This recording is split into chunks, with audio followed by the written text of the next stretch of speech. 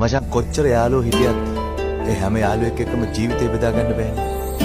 හැබැයි මට ඔබත් එක්ක මගේ ජීවිතේ බෙදා. මිතුරෙකු වාගේ ආදරේ තව කෙකු දේදු සංසාරේ ලං වෙලා හිත් හදනා